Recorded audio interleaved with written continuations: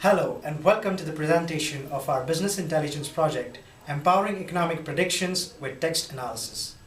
I'm Kirat, and today we would like to walk you through a very novel approach towards economic prediction using text mining and text analysis. First of all, I'd like to introduce our project team real quick. Hello, my name is Isari Nurong. I'm in the MBA department. Hi, I'm Sagar Shah and I'm from MSIS department. Hello, I'm Sachin Bardapure from MSIS department. And I'm Kirat Bhosle from MSIS department. Our advisor for this project is Dr. Brian Hammer. Now that we've introduced our team, we would like to zoom in on our presentation and like to take a closer look. And we're back to the presentation. The economic cycle. An economic cycle typically consists of four phases: expansion, boom, recession, and depression. I'd like to explain the recession and depression first. Recession is a period of reduced economic activity in which both levels of buying, selling, production, and employment typically plummet. It is an unwelcome stage for both businesses as well as consumers. Further ahead, a particularly severe recession for a prolonged duration is called a depression. Moving on to expansion and boom. Economic growth is, in a sense, a period of sustained expansion. It includes increased customer confidence, which translates into higher levels of business activity. The peak time of such a period is the boom phase. Now let us take a quick look at the 2007 US economic crisis. It lasted for 18 months and was one of the largest crises ever seen. People lost jobs, defaults on mortgages led to foreclosures. The jobless eventually became homeless. Losses ranged to the tune of approximately 70% of the GDP. This is nearly $10 trillion and roughly $100,000 on a household level. Our goal. Our goal is to strengthen and bolster the current economic prediction mechanisms that use just numeric data. And how do we do this? By using abundant information that is available on the internet for free. All that you need is a way to extract and interpret this data to get an economic crisis trend. Besides, text data becomes available before the numerical data is officially published, giving us an edge in timeliness of prediction.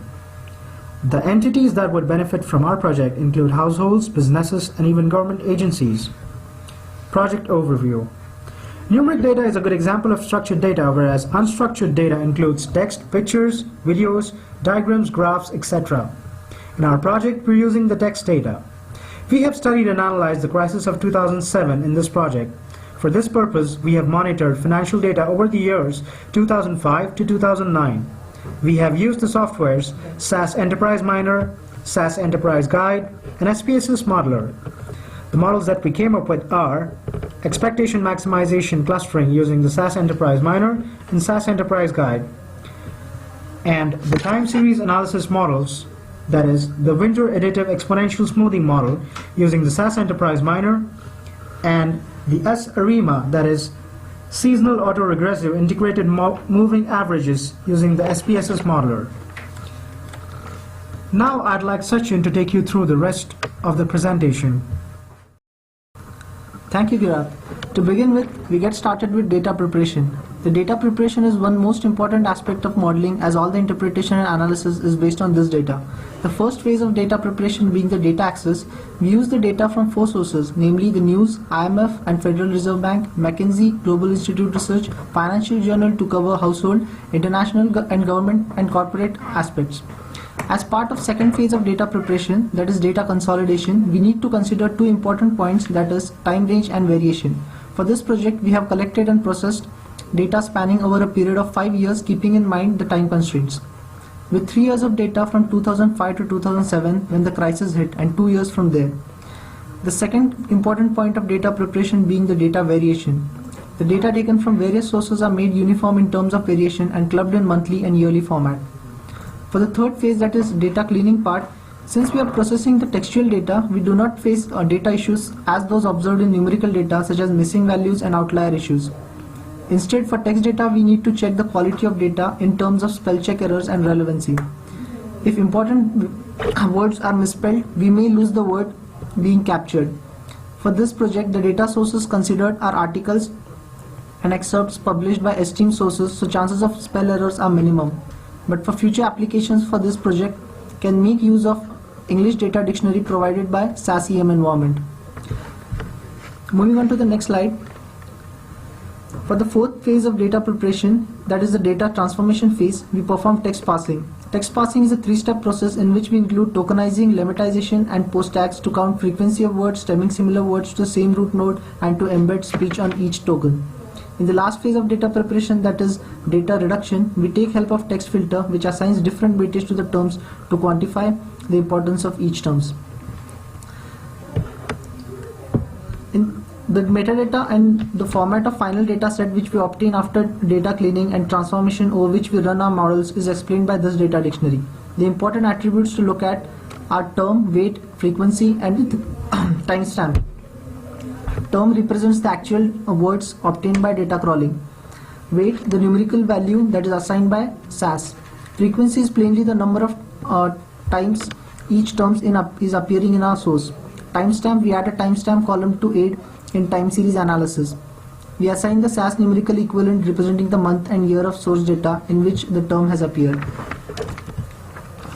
Before we begin with the analysis of data and modeling, we shortly address the data issues that we face while collecting and processing the textual data. Not all data that we obtain from crawling is usable due to redundant data present over the sites. All we need to consider that the data being extracted is factual data published and is backed by evidences and not based on opinion of one or more individuals. Reliability considers the aspect that the data crawled and obtained from should be a well-esteemed and reliable source so as to make a reliable prediction and gain confidence. We also need to consider the granularity of data as part of micro versus macro. The more detailed depth of data, the better we are to perform analysis and interpretation. Another important issue that we face is no time ID. The data that we crawl and obtain does not directly come with a timestamp, so it adds to the manual overhead of clubbing various data sources, sorting the data by month and year wise, then running separate data nodes for each month or year and adding a timestamp in SAS data. We need to consider all these issues while considering the textual data. Now we begin with our modeling and analysis part, for which I request Azarin to take over. Thank you, Sachin. Our project has three modeling techniques. First, EM clustering. Second, Additive Winter. Third, SARIMA. We will talk on these models in terms of goal, methodology, and result. First, model clustering. Our goal is to extract the useful words that can help us identify when there is a crisis and compare with the numerical prediction from National Bureau of Economic Research. From the table, the crisis starts in December 2007 and ends in June 2009 for the crisis in 2007, based on the numerical data. Our methodology, this is the node flow samples of just only 1 month. We import the data, parsing the text, filter the text, and on top of that, we use a text cluster and text topic. For the text cluster, the algorithm we use is expectation maximization because we would like to minimize the computational cost. For the next phase, we will have much bigger data, and hierarchical clustering will not be appropriate in that case. For the text topic, we choose 3 options: single term 10, multi-term 10, and set correlated topics to no, because we don't want any overlap between the topics. It will be much difficult to interpret.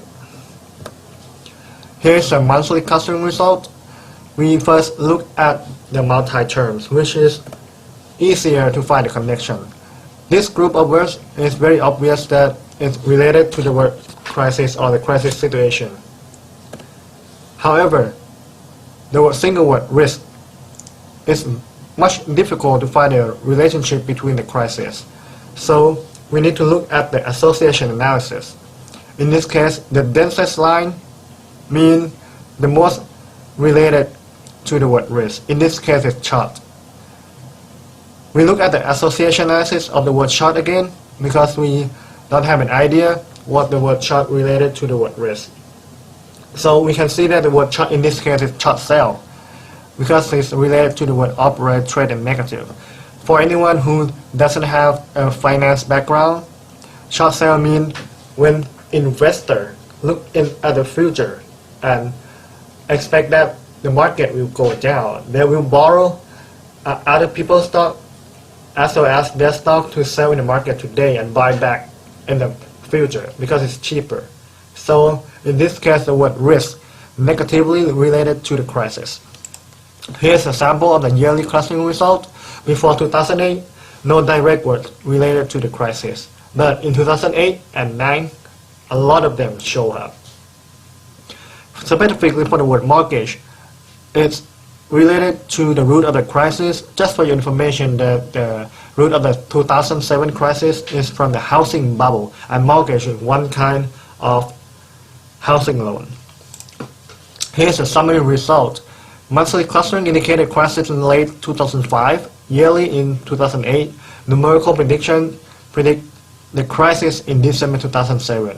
So monthly result is better than the yearly result in terms of helping us identify the crisis, and better than numerical prediction.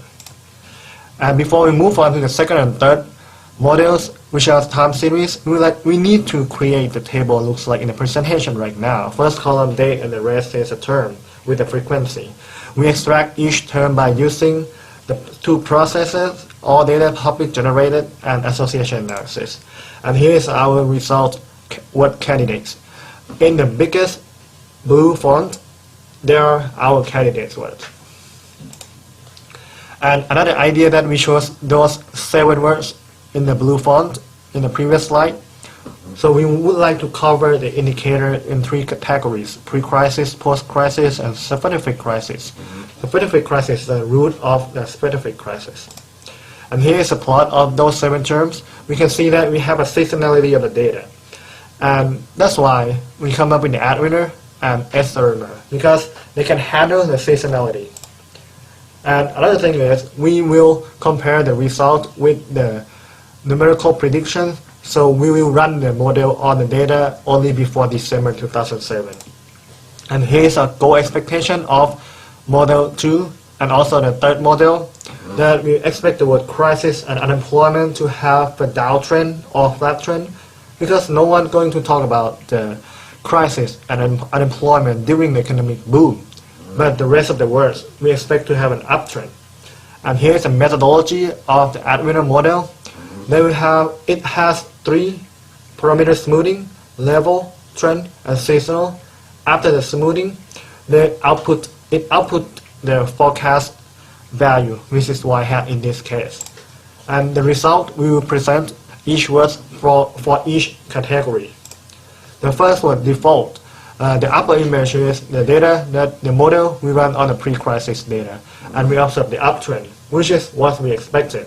And for the for the lower image, we run the model on all or the whole data, and we did not observe the uptrend anymore. It is a flat trend right now. The reason might be that the higher frequency of the word after the crisis average out the trend. What crisis? We observe the downtrend for the pre-crisis data, which is what we expected. No one talking about a crisis during the economic boom. But for the whole data, we run the model, we observe the flat U shape. It intuitively makes sense. After the crisis, people talk more about the crisis, and it's pick up the trend. With mortgage, both pre-crisis and all data, we observe the uptrend for the word mortgage, which are what we expected. And here's a summary. Most of the words match our expectation, only the credit default swap. We expect the uptrend, but we got downtrend. But overall, the model can help us identify the crisis earlier than the numerical prediction. And our last model, SARIMA, goal expectation the same as Adwinder, but the methodology. We need to know how to set up the parameters P to Q. P, autoregressive, D, difference, and Q represent the moving average.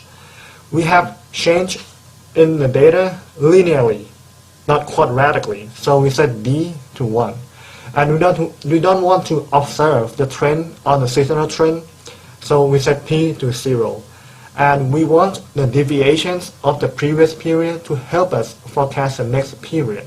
So we set Q to 1. And the lower image here is the node flow of the SARIMA model in IBM SPSS modeler. And the result we will show for each word for each category. And the crisis downtrend, the same as Adwin. Default uptrend, the same as Adwin.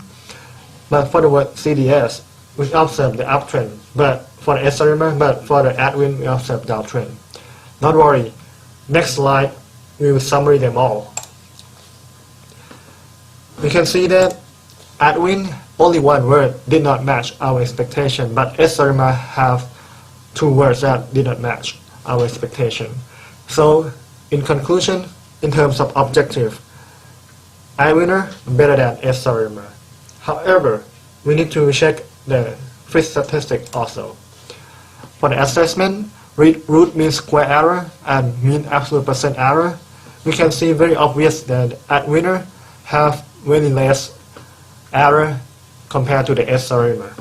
So in terms of objective and error, the winner is Adwin model.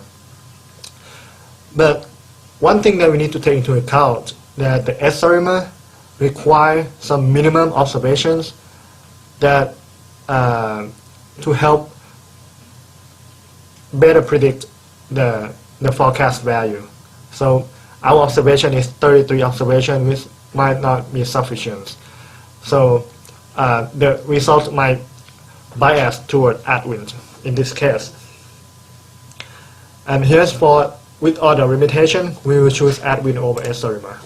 And here is an assessment for each model. Clustering, the strength is obvious that it gives us more explanation detail, but the weakness is very time consuming, and you need to have people who have a finance expertise. Otherwise, the work will take very long. For the Adwinner and SARIMA, the strength is very easy to interpret. It gives you a nice graph and interval, forecast interval, but the weakness is much more difficult to interpret, because much more difficult to apply, because you need to know the right parameters and characteristics of the distribution for the time series. And specifically for the SARIMA, it requires more minimum data. The final model is not only single model. It will be combination of clustering and Adwin models. Because first, time series analysis, the terms that we use as an input is from the clustering. Second, sometimes time series model lacks some explanation power. We need to seek the clustering explanation. And last, when we want to improve the model, we need to go to the clustering, and such as adding more terms, using the clustering procedure to help us improve the model. So our final model is combination of the two. Next, I will turn over to Slugger on the lesson learned and further application. Thank you, Sarin. Now let us focus on the lessons learned while executing this project. When I talk about the time range, currently we have the data which contains around 60 observations. But I mean, since we want to predict the crisis with less number of errors, it would be great if we have more number of observations, and the ideal the number of count would be around 100 to 120, which comes to around 8 to 10 years. When I talk about the source variation, although we have included the trusted financial resources such as the IMF, the McKinsey and the Business Week, we would like to add more variation to our sources, which might include the research documentations of the major financial institutions like the JP Morgan and the Goldman Sachs. When I talk about the numerical model, we would like to integrate the prediction from the text analysis with the crisis forecast of the numerical model. It would be interesting to see if the combination of both the model improves the predictive ability, and there might be a possibility of potential synergy between the information contained in the numerical data and the text data. When I talk about the variety of the model, we would like to include or use different time series models such as the ARCH model, and see if these models can forecast the crisis in a better way. When I talk about data splitting and data subsampling, the main idea is in the time series analysis, typical sampling might not work because it ignores the dependence between the successive values in the time series. Now there is something called as block bootstrap, which helps maintain the dependence of the data and at the same time satisfy our sampling requirement. However, we have not covered the block bootstrap because of the time constraint, but we will definitely plan to include this in the next phase of our project. Now, talking about the industry applications, any financial institution that wishes to predict the crisis using the text data They can choose a suitable time period around 8 to 10 years, picked up from the reliable sources, the terms, and then they should extract the relevant terms and checks for the data's characteristics, run the model, choose the model, run it, and interpret the results. And the most important thing would be to combine with a numerical forecast model. Now, although this is a small step from our project, from our team in prediction from the text analysis, but we feel that it might be a starting point of predicting the economy using the text data. We learned a lot during this phase while overcoming many challenges, and would like to thank Dr. Brian, who has been a source of constant guide and inspiration for all of us. We welcome all the queries and suggestions, and the email ID of all of us are mentioned below. Thank you.